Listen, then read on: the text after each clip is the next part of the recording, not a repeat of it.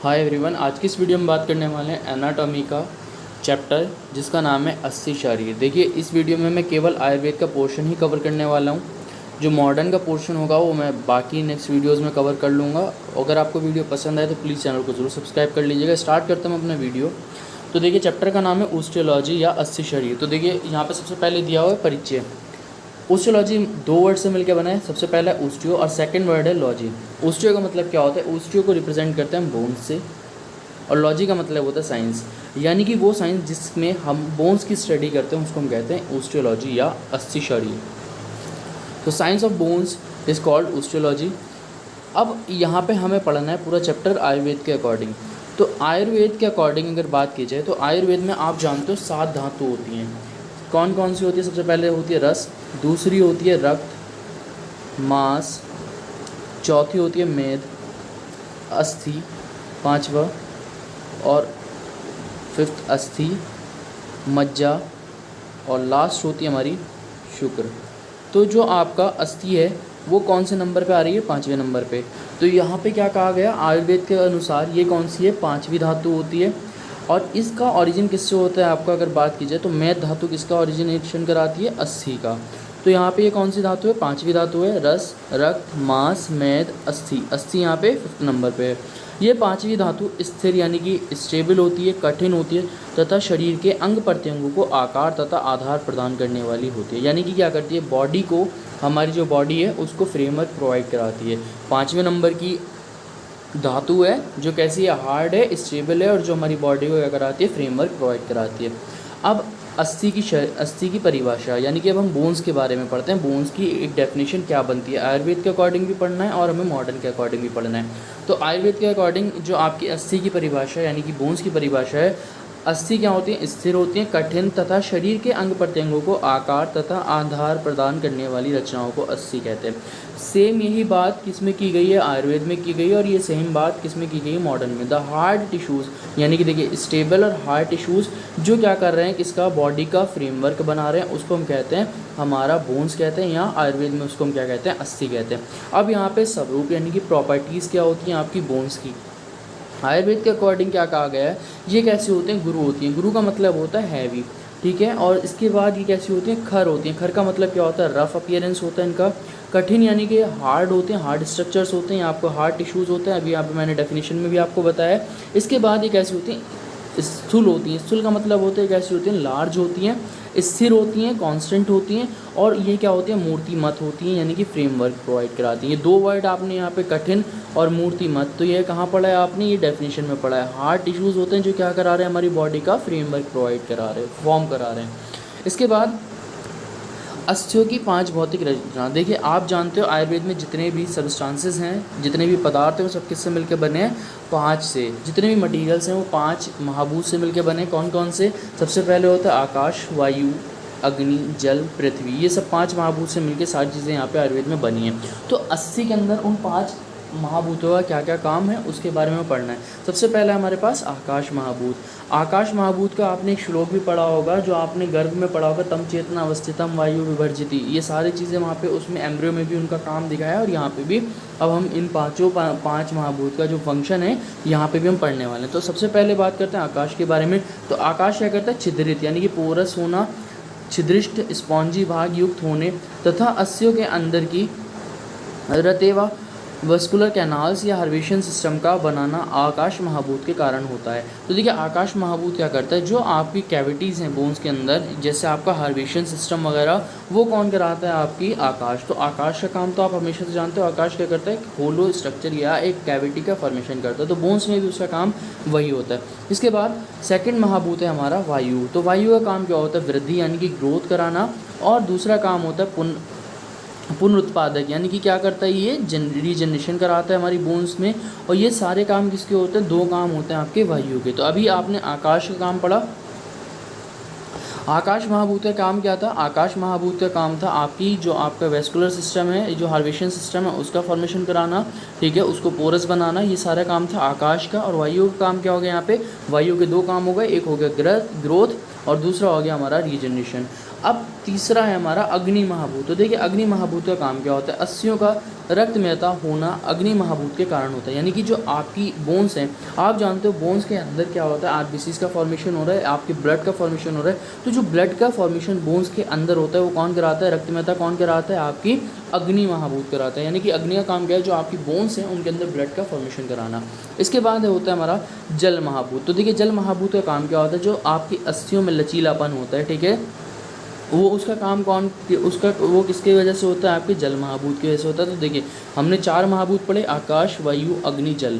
तो आकाश का काम क्या था, पोरस बनाना या फिर वहाँ पे हार्वेशन सिस्टम का फॉर्मेशन कराना। वायु का काम क्या था, वायु का काम 2 काम थे, ग्रोथ फॉर्मेशन और यहाँ पे रिजनरेशन। इसके बाद अग्नि महाभूत का क्या काम था, अग्नि महाभूत काम कर रही है आपका ब्लड के फॉर्मेशन में, और जल महाभूत क्या करता है, लचीलापन प्रोवाइड कराता है। इसके बाद है पृथ्वी महाभूत। तो पृथ्वी कैसी होती है, आपकी हार्ड होती है। तो यही हार्डनेस कौन प्रोवाइड कराता है बोन्स को, पृथ्वी महाभूत क्या कराता है, कठिनता प्रोवाइड कराता है। तो कठिनता किसके कारण होती है बोन्स में, वो होती है आपके पृथ्वी महाभूत के। अब देखिए अस्थि की उत्पत्ति। आप जानते हो अस्थि को मैंने कौन सा धातु बताया है, मैंने कहा था अस्थि 5वां धातु है। और चौथा धातु अस्थि से पहले कौन सा था हमारा, मैद। तो मैद के बाद क्या आ रहा था हमारा, मेद के बाद अस्थि था। तो देखिए जो चौथे नंबर की धातु है उससे कौन बन रहा है, 5वें नंबर की धातु अस्थि। तो अस्थि किसकी उत्पत्ति है, अस्थि उत्पत्ति होती है मेद धातु से। तो मेद धातु से किसका फॉर्मेशन होता है, आपके अस्थि यानी कि आपकी बोन्स का। अब बात करते हैं अस्थियों के प्रकार। आयुर्वेद के अनुसार जो अस्थियाँ कितने टाइप के होती है, बोन्स कितने टाइप के होते हैं। सबसे पहले होती है कपाल अस्थि। कपाल अस्थि को हम कहते हैं फ्लैट बोन्स, ठीक है, इसको मैं यहाँ लिख देता हूँ। इंग्लिश में क्या कहते हैं इसको, फ्लैट बोन्स कहते हैं।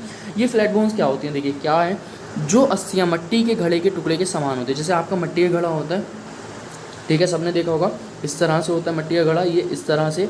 अब ये जब ये टूट जाता है तो इसके टुकड़े क्या होते हैं, इस तरह से टुकड़े बिखर जाते हैं अलग अलग। तो इस तरह की जो बोन्स हैं आपकी, जो कैसी हैं, फ्लैट बोन्स हैं, उनको हम क्या कह रहे हैं, कपाल अस्थियाँ कहते हैं। जैसे हमारी किसकी, पटेला की, आपका जो घुटने की बोन्स होती है, जिसको हम आयुर्वेद में जानू कहते हैं, जो आपके स्कल की बोन है, ठीक है, वो ऐसी दिखती हैं कुछ इस तरह से। तो उनको हम क्या कहते हैं, कपाल अस्थि या फ्लैट बोन्स। इसमें एग्जाम्पल्स आ जाते हैं पटेला, स्कल, टेम्पोरल बोन, जिनको हम आयुर्वेद में क्या कहते हैं, शंख, और बहुत सारे यहाँ पे एग्जांपल्स हैं। इसके बाद सेकंड है हमारी रोचक अस्थियाँ। यहाँ पे थर्ड हो चुका था, सेकंड कर लीजिएगा आपको। सेकंड है हमारी रोचक अस्थि। रोचक अस्थि क्या होती है, ये अस्थियाँ कंघी के आकार में, देखिए कंघी के आकार की होती हैं। जैसे इस तरह से आपका कंघी का शेप होता है, ये इस तरह से, तो इसी तरह की ये होती हैं।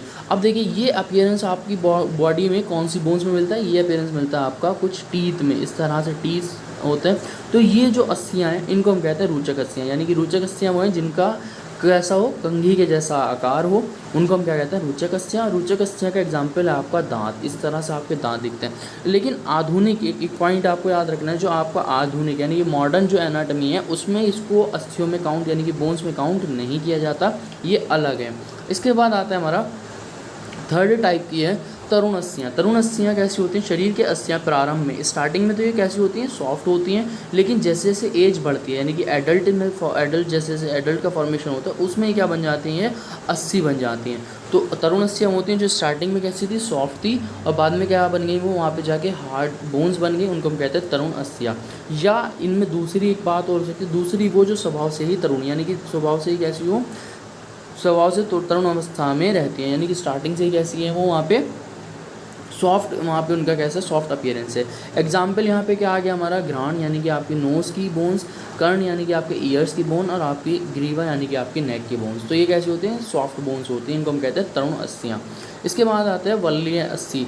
वल्लीय अस्थि क्या कहते हैं, जिन अस्थियों में घुमाव हो, इस तरह से देखिए ये घुमाव इस तरह से कहा गया है कि जिन अस्थियों में घुमाव हो, और ये आपको घुमाव किस में देखने को मिलता है, ये आपकी रिब्स की बोन में देखने को मिलता है। तो रिब्स यहाँ पे एग्जांपल भी क्या है, रिब्स, जिस अस्थियों में घुमाव हो या कड़े के जैसे समान गोल हो, उनको हम कहते हैं वल्लीय अस्थि। तो वल्लीय अस्थि क्या है, आपकी रिब्स जो हैं उनमें कैसा होता है, घुमाव होता है, कड़े के समान होती है, उनको हम क्या कहते हैं, वल्लीय अस्थि। और एग्जाम्पल आ गया आपका यहाँ पे रिब्स।